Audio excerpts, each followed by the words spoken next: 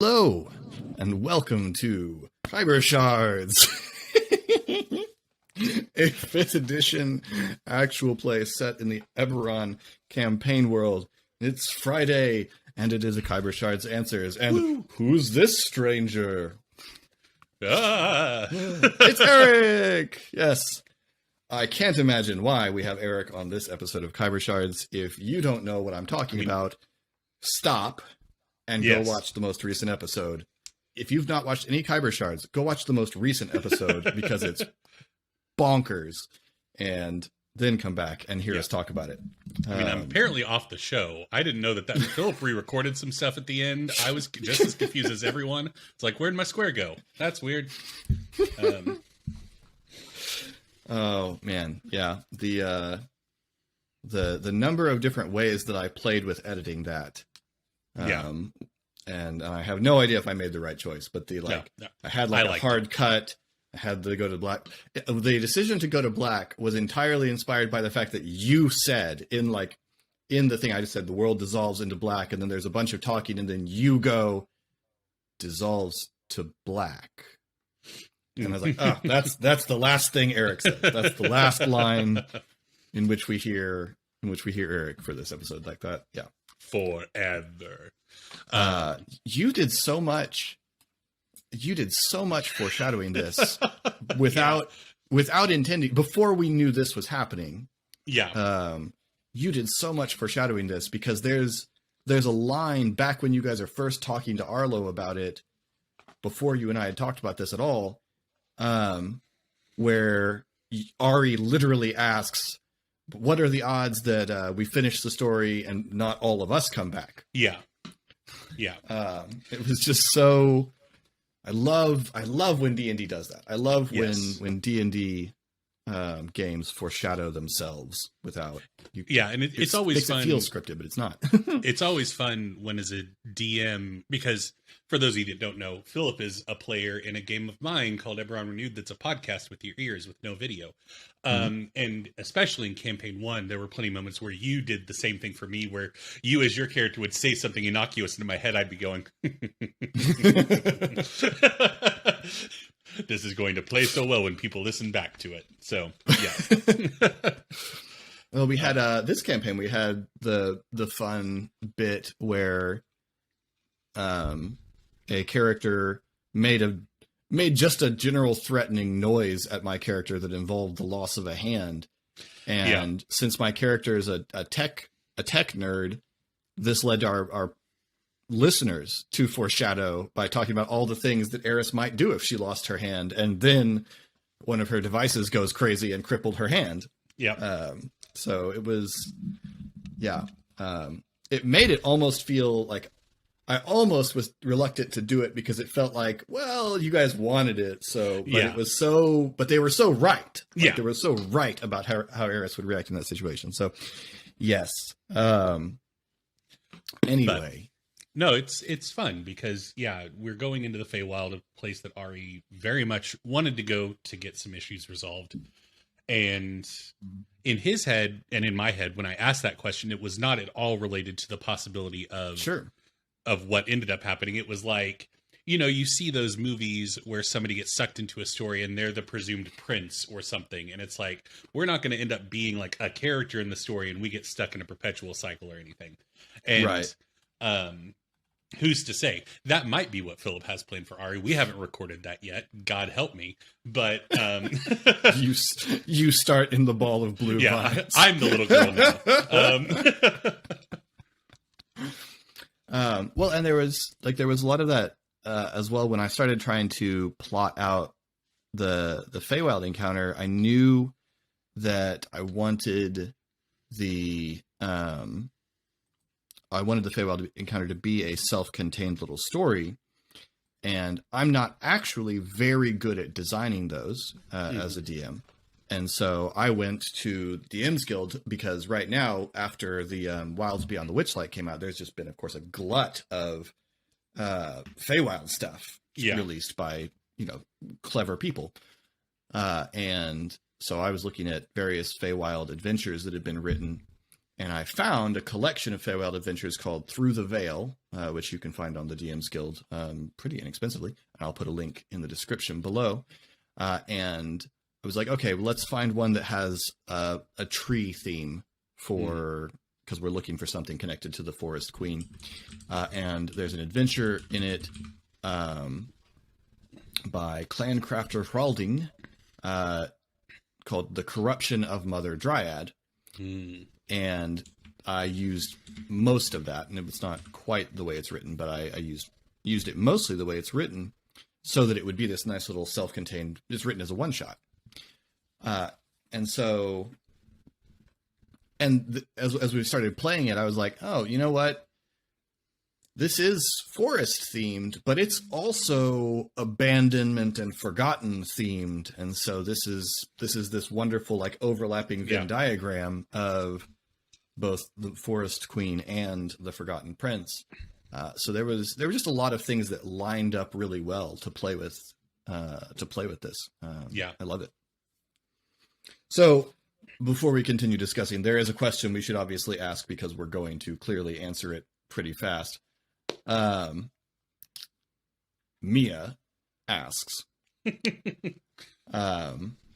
okay, getting to my question in immediately, since I assume I can't simply ask what the...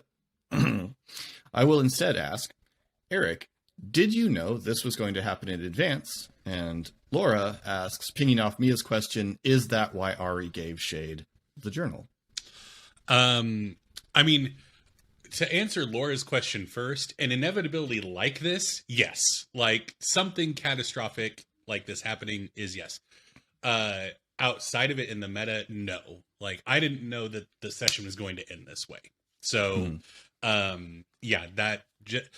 Philip said, it was just, it almost feels scripted, going all the way back to that tree conversation, with like kind of setting up this moment of Ari leaving the group.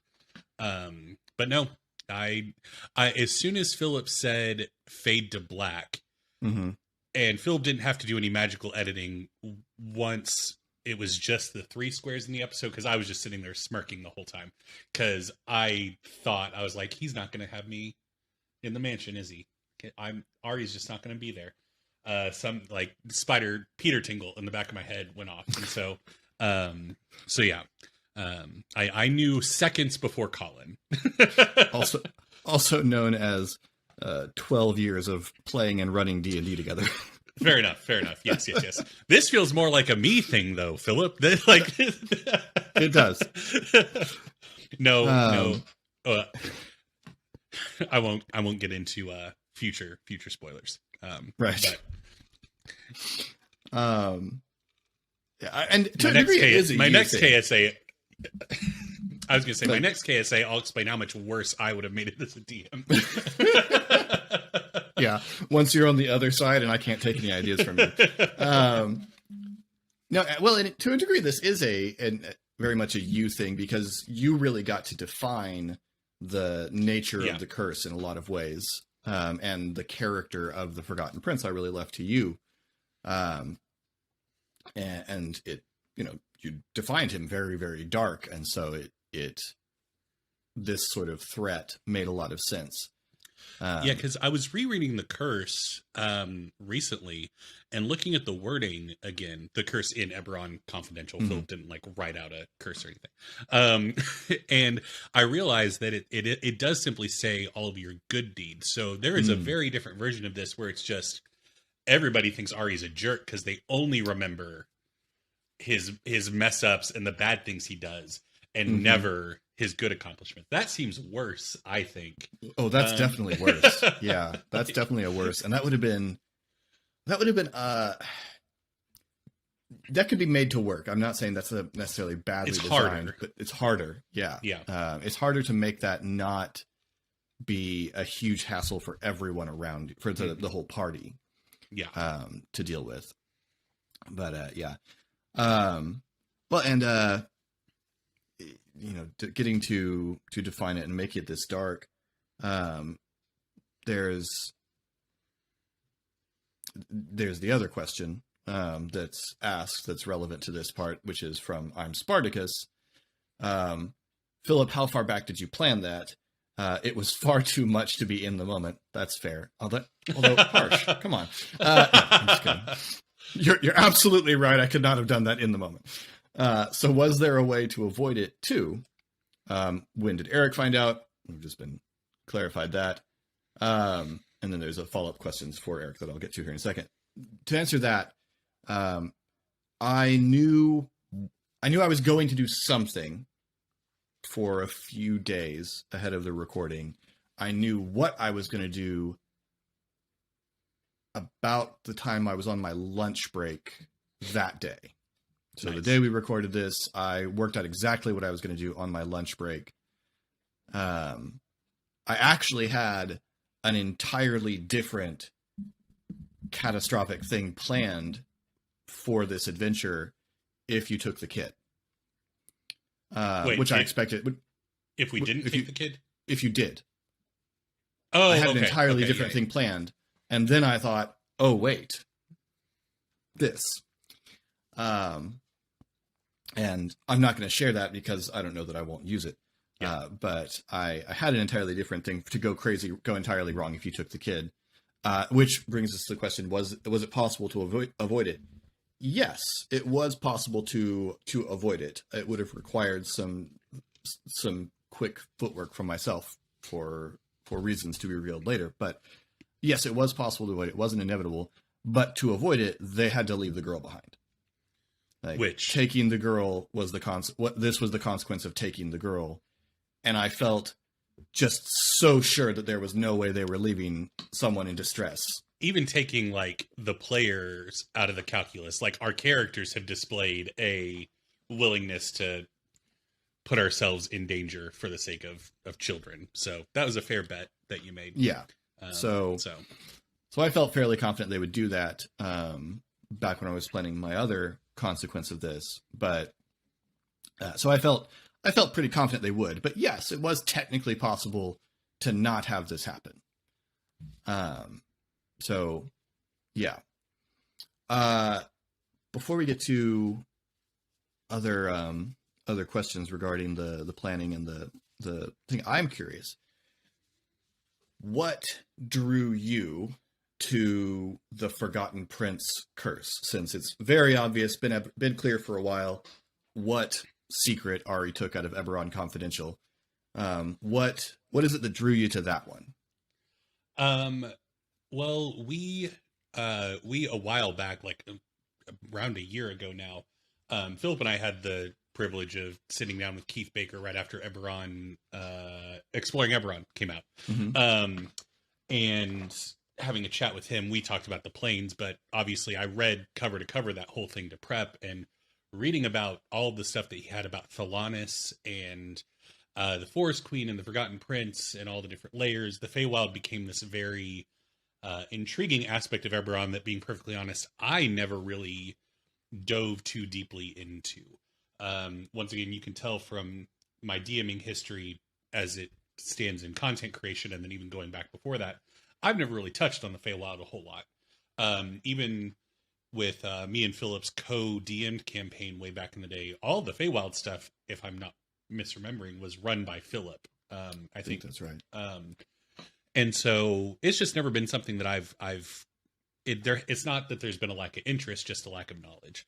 And so getting to dive deep into that and like the concept of the Forgotten Prince. And I mean, this just speaks to how good Keith Baker is at world building, but like the notion that when people lose their socks in the laundry, they curse the Forgotten Prince because he stole them, is such a fun little world building thing. And so I like that. And then also when in the watch party that More Than Amia hosts for us over on her Discord, some people pointed out in the watch party when Ari revealed his curse to the party, when crafting my character, I thought, what's the worst thing that could happen to somebody that is driven by community, has a high charisma score, loves helping people, and it's that, you know, all of that will be for naught, and that all of the people that he's left behind in his life won't have a strong memory of his actions or the role that he had in their life. Because we joke about it, and we've already joked about it, that I tend to make dark circumstances for my characters. And I don't know. I've never been a fan of grimdark. Like grimdark as a genre, I find exhausting. Not to dunk on anybody that enjoys it, but just for me, especially reading it, I can watch a bummer of a movie because that's a couple hours of commitment. A book is like a lot more. I'm sure Joe Abercrombie is a wonderful author. I probably won't be reading it anytime soon. But I do think that in even lighter fantasy stories that are on the escapist side of we want to go to a better place, I like the dip. I like the hope is lost moment. Because I can't remember if Philip, you were there. I know Colin was.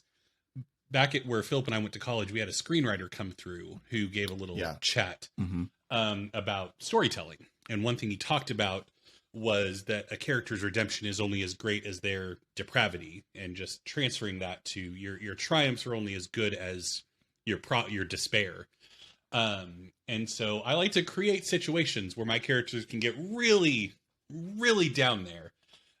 So that hopefully at some point the trajectory will turn back upward.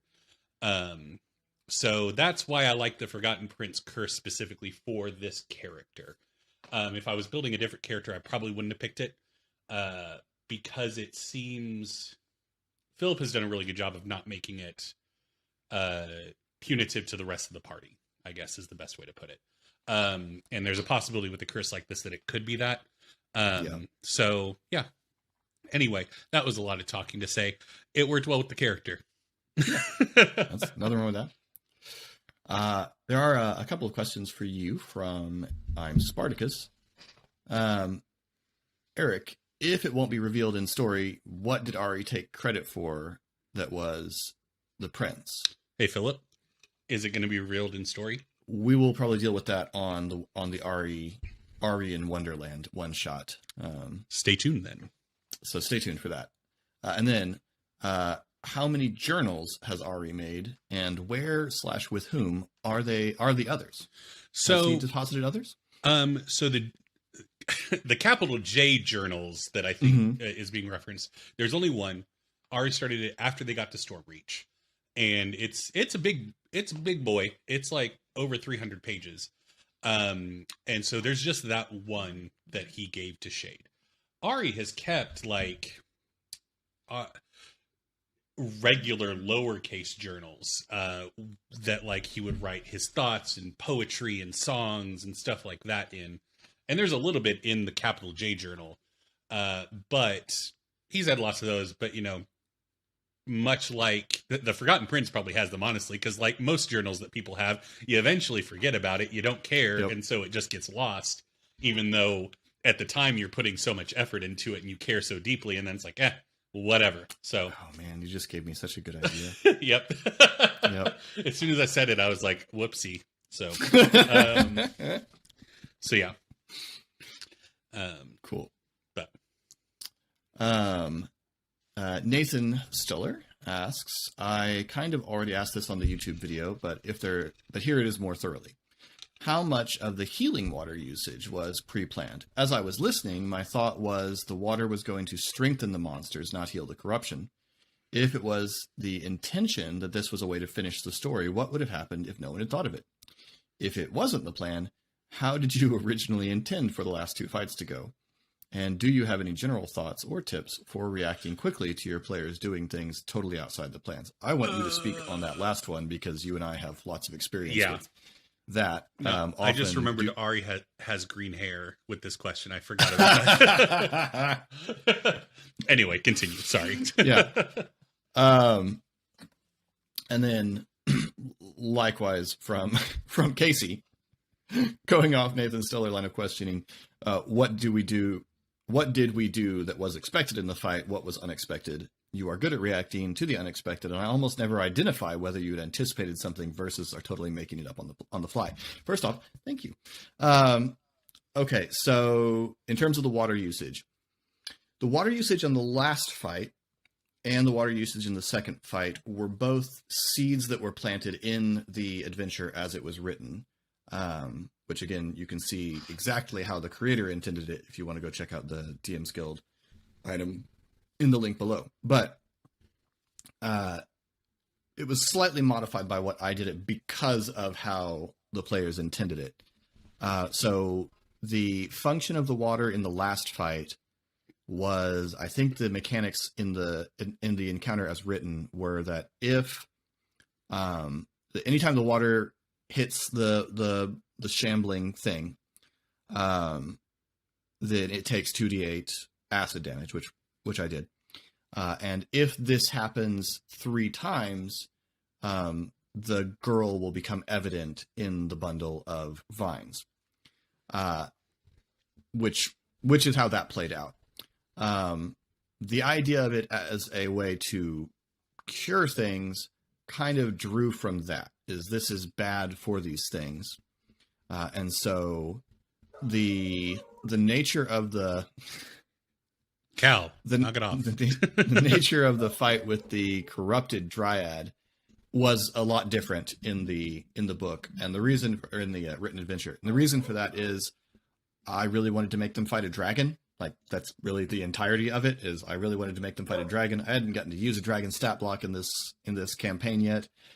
So I decided, and I had seen some really cool pictures of vine dragons. And so I was like, what if these blue vines have, taken a dragony form when they consumed the dryad? And so that was a young green dragon is what that was. Nice. In stat block terms, which is why it had a breath weapon.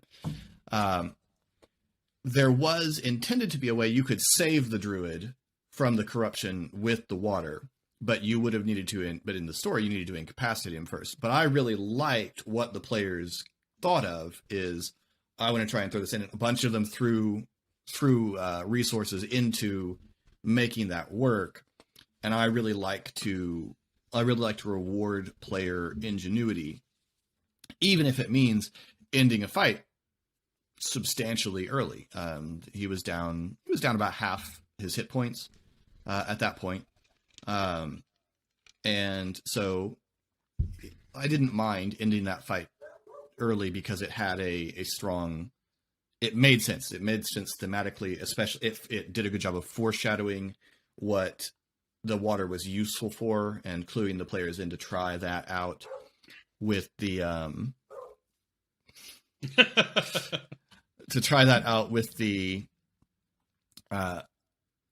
with the girl as well. And that really improved, I thought, the foreshadowing of that and set up that very well. And so I liked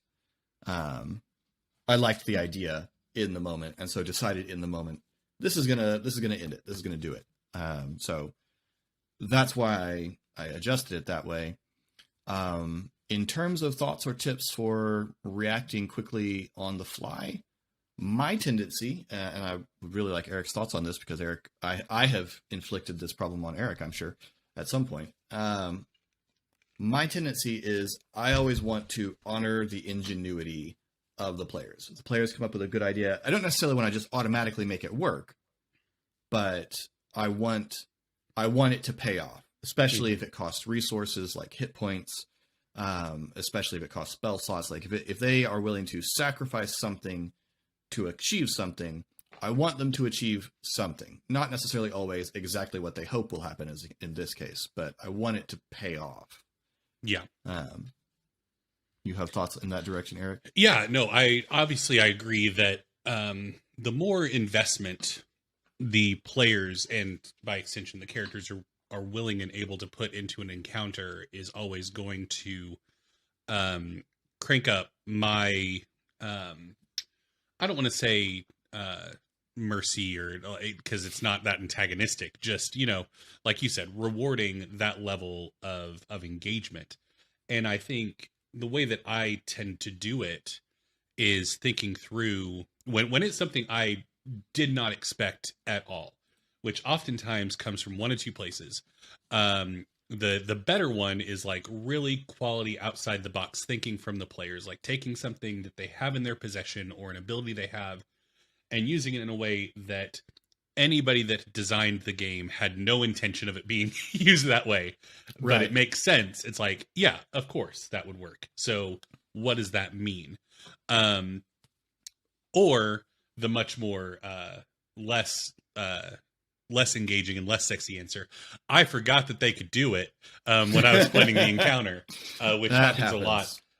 Especially we're our other game that Philip and I are in is Genesis, and that's just such a nebulous system that it's, unless I had everybody's character sheets in front of me all the time, you can't keep track of what everybody can do all the time. And so, yeah, a lot of times you'd be like, oh yes, I remember that you have the ability to fly. True sight. So, true sight. Yep. That was, so, or Zone of Truth. There's lots of spells that the players can pull out of their back pocket and be like, "Kacha!" And obviously, in that situation, you reward based on the rules because that. But finding out if it's a negotiation and somebody pulls out Zone of Truth on you, I mean, how would that make a character feel? Because they know that you cast Zone of Truth, and so, oh, okay, so we're not just talking now. You're interrogating me. You don't trust me.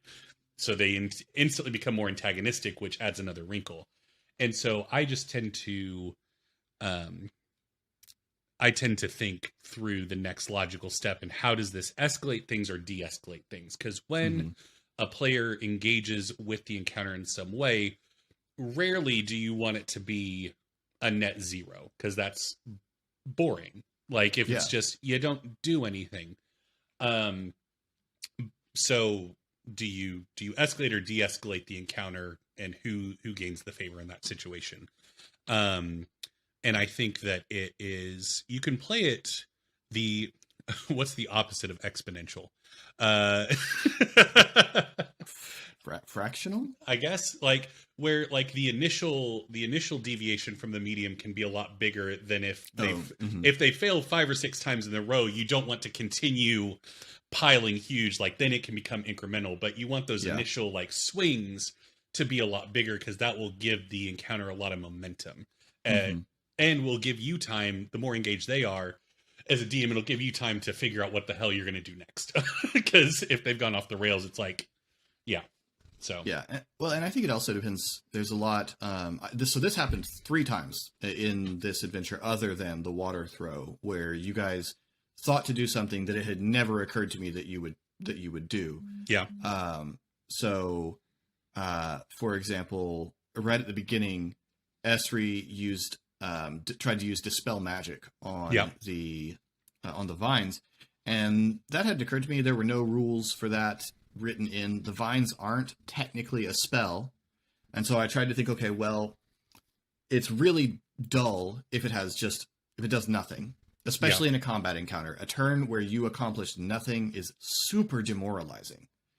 So I didn't want it to be nothing. But there's a function of Dispel Magic that will suppress a magic item. And so I thought, okay, this is kind of like that. So we're suppressing a magical effect. And that's how I ran with that. Ari twice did this. Ari used Detect Thoughts in a way to identify whether there were dryads in the awakened trees. And that hadn't occurred to me. That wasn't so much improvising. That was just, I forgot that that's a function of Detect Thoughts. And then the use of Calm Emotions. I didn't want it wasn't going to work so that would be an example of something happened, but not what Ari wanted to happen. Like what Ari would have liked to happen, I'm sure, would be the combat ceases and we can talk about this. But that's going to be narratively unsatisfying. Like unlike, here's my thought on why it's different.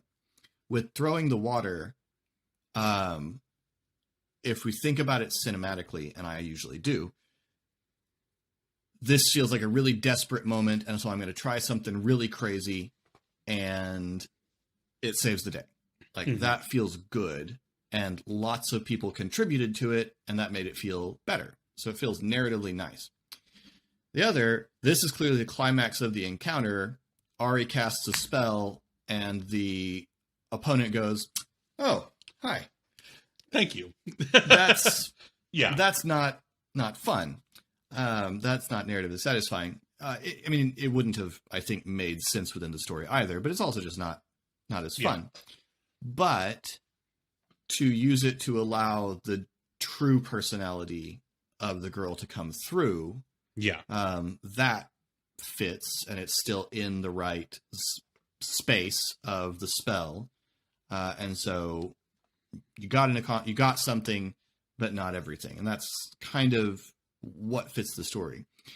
Now, it's somewhat playstyle. If you play D&D because you really like doing a tactical combat encounter so the players can see whether they can beat the mechanics, this is not a good idea. Like, you don't want to end that fight early. You don't want to make it easier, because that will disappoint the players. They'll feel like you gave it to them. Yeah. So play style of your group matters a lot in this. And I will say that there, in my opinion, not going to speak for Philip, there are instances where a turn where a player does something and nothing happens can be satisfying in a oh crap moment. If it's something that's been established throughout an encounter or an adventure, this is an effective means of like dealing with stuff, or even an entire campaign. And then they come up against the thing that it's like, okay, I do this, nothing happens. Yeah. That's true. So, but in that instance with Dispel Magic or Calm Emotion, that would not have fit that criteria. But, yeah.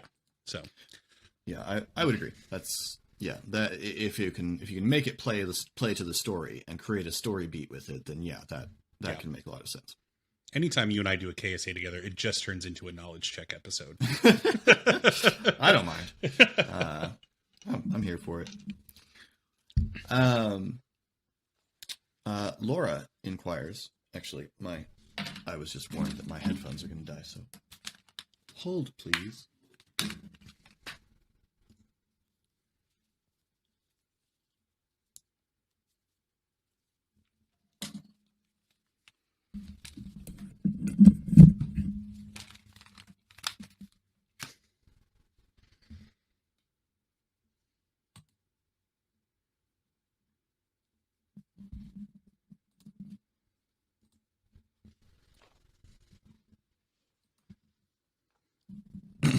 Okay.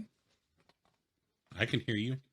Oh, and you're coming through my speakers instead of my headphones. Why are we doing that? I don't know. That's...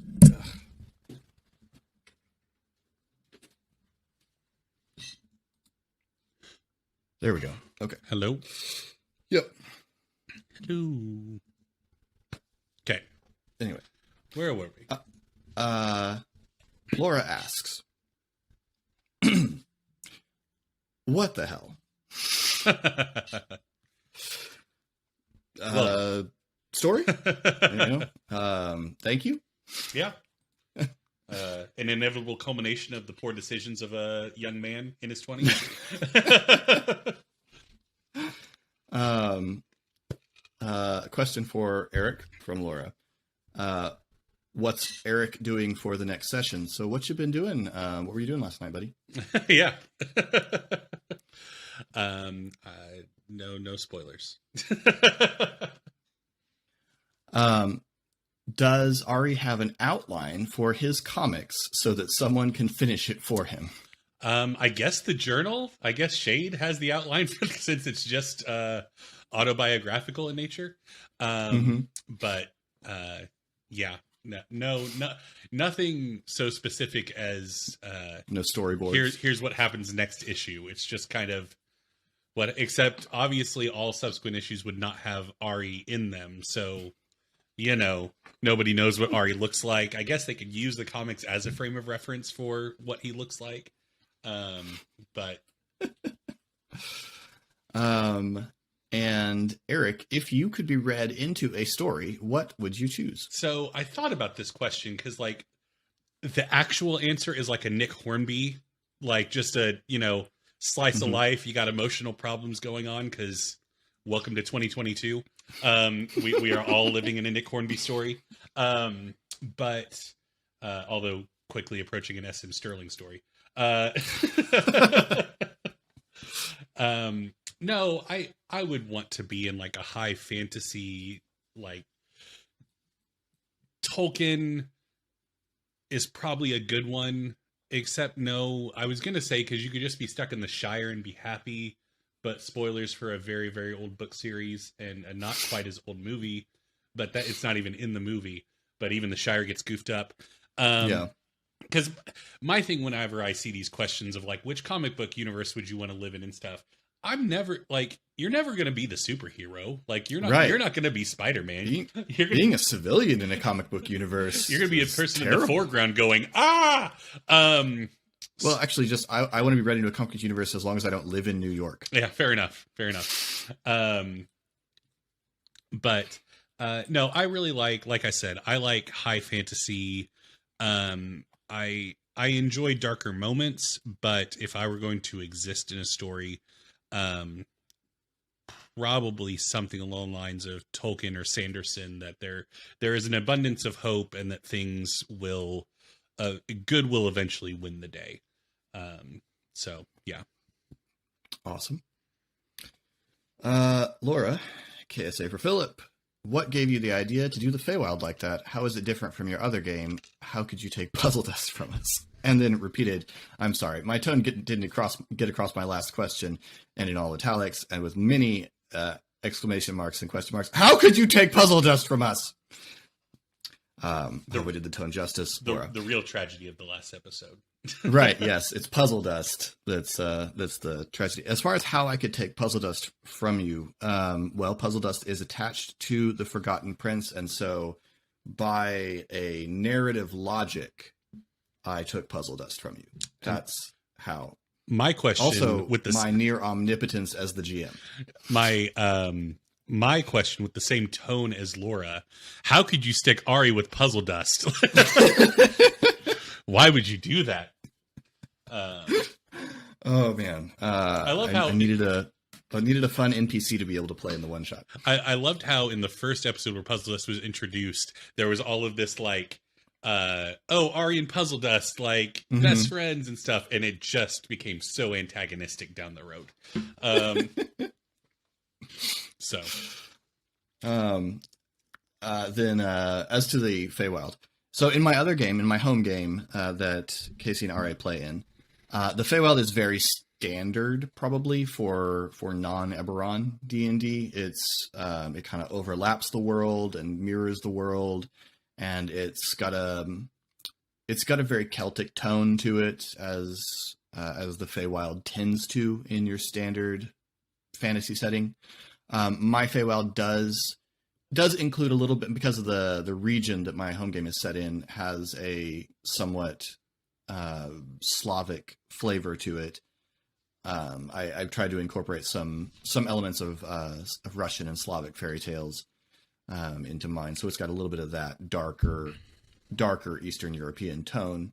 But otherwise, it feels very similar. I mean, it's got a summer court and a winter court that more or less apply to the Shadow Fae and the Light Fae. It's got all the things you would more or less expect in a Feywild setting for D&D. It's not super different in a particular way. So because I had also never run a game that was mostly about that, and so it's a Fae themed campaign. So for this, as to what gave me the idea for the Feywild like that, I actually got the notion from I'm trying to think how well I can answer this, because I'm going to play with this in the one shot and I don't want to give that away. I got the notion a little while ago that it would, since the Feywild is stories, and this is how Keith Baker describes each layer of the Feywild is a story. But there's also present, even in Eberron, still this notion of a broader Fey universe with like the Forest Queen is in all forests. So I got the picture of the Feywild as a bunch of little islands of forest of story. There's a bunch of little islands of story with a vast woodland, wilderness, fairyland between them, like the ocean between an archipelago, and that's the Feywild proper, versus the various layers of the Feywild are these stories. And so I liked the idea that there's all these stories, and each story is its own little bounded world with its own little subgenre of fairy tale. And so in traveling through the Feywild, you could totally encounter a very traditional fairy story like we just played out, but you could also find yourself in a much more Japanese-themed fairy tale, or a Russian-themed fairy tale, or some sort of weird modernist dark fairy tale, or something like you find yourself in a Roald Dahl book that's just kind of wacky. And then you pass through the wicked layer where everybody's just singing the whole time. Yeah, there's definitely musical layers of the Feywild. Don't say that. Don't say they're going to ask for a musical episode now, Philip. You can't put that into the world. I mean, I can put it out in the world. They can ask for it. They ain't getting it. There's no way that any of us are skilled enough to improvise a musical episode. Just make it a jukebox musical. There you go. Though there is an episode of Game Changer this season like that on what used to be College Humor, now Dropout TV, which is very funny and well done by more talented people than us. So sorry, I can't give it to you. I lack the talent. So yeah, in every story would be a distinct story. Many of them would be different subgenres. The Feywild's not a real place that you could map, but if you were to draw a map of the Feywild, I would probably like create these little continents of subgenres that you've wandered into, and that kind of thing. There could be a lot of fun to be had with that, and I'll probably do it now because it sounds like an amusing exercise in creativity. But that's more or less the picture in my head. I will talk more about inspiration for that after the one shot, because I think if I talk too much, I'll spoil something that I think is going to be amusing in the one shot. So that's more or less what the idea was. It's mostly the way Keith Baker describes it in Exploring Eberron. And then I got the idea of, well, they should all be like subgenres, and that would be funny. So that's kind of my idea. I have a good idea of what the actual part of the Feywild that Shade is looking for is like in terms of its subgenre. I have a good idea. I have a very clear idea of what the Forgotten Prince's little palace of forgotten things looks like. I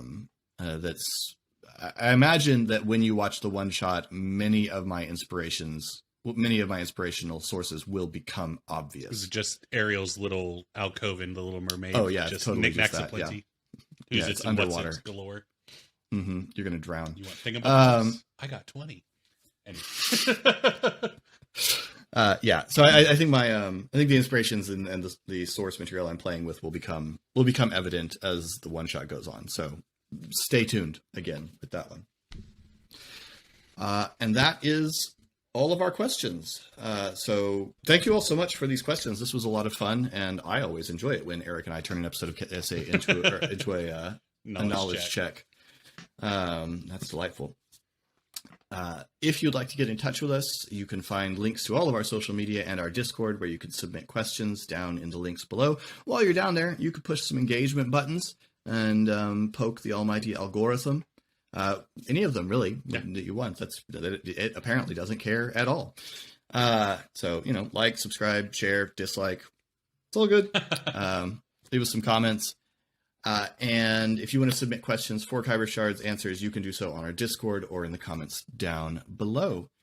In the meantime, new episodes of Khyber Shards drop on Monday, new KSAs every Friday. This has been Khyber Shards, and thanks for rolling with us.